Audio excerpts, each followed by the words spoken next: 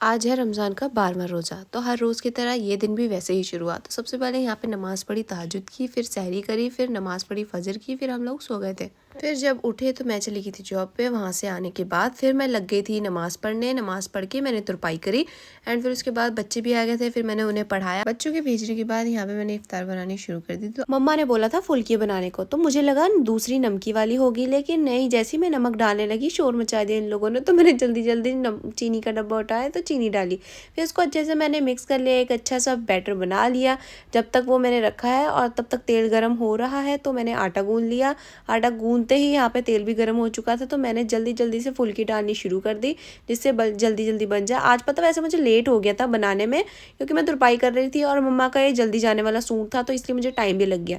फिर मैंने यहाँ पे रोटी बनाने के लिए पेड़े बनाए, क्योंकि रोटी थोड़ी देर बनती है। मैंने कहा जल्दी जल्दी इसको कर देती हूँ। फिर दही के अंदर मैंने डाला शुगर पाउडर एंड फिर उसको अच्छे से मिक्स कर लिया। मिक्स करने के बाद जो फुल्की मैंने फ्राई करी थी वो इसमें डाल दी। बस इसी तरह से बाद में मैंने पापड़ भी तल लिए थे फुल्की बनाने के बाद। फिर रोटी भी साथों साथ दूसरी साइड बना रही थी मैं, और चने चाट मेरी सिस्टर ने बना लिए थे। और यहाँ पे मेरे पापड़ भी तल के बिल्कुल अच्छे से रेडी हो गए थे। बस अब मैं रोटी की तरफ लग गई हूँ। वैसे तो मैं बाद में भी बना सकती हूँ, लेकिन बाद में मेरा बिल्कुल भी मन नहीं करता। ऐसा लगता है मेरे अंदर पता नहीं कौन सी आलसियों वाली आत्मा आ चुकी है, जो उठने का मन ही नहीं करता बाद में मेरा। फिर मैंने जल्दी जल्दी से बस रोटी में चाह रही हूँ कि बस जल्दी जल्दी से बन जाए, और 6:30 हो चुके थे और इफ्तार का टाइम भी बस होने ही वाला था। और यहाँ पे मेरी बहन ये टिक के नहीं बैठती। जैसे ही मेरा कैमरा ऑन होता है बस तभी इसके काम शुरू होता है, नहीं तो वैसे पड़ी रहती है, बैठी बैठी रहती है, पढ़ती रहती है, कुछ ना कुछ करती रहती है। जैसे ही मेरा काम शुरू होता है कैमरे का, तभी आके मुझे परेशान करने लगती है।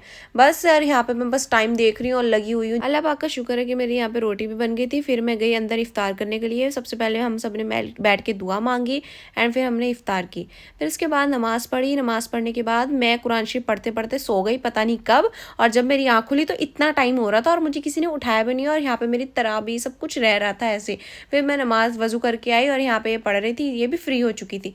चलो जी अब मैं यहाँ पे नमाज पढ़ लूँ, फिर मिलते हैं कल को।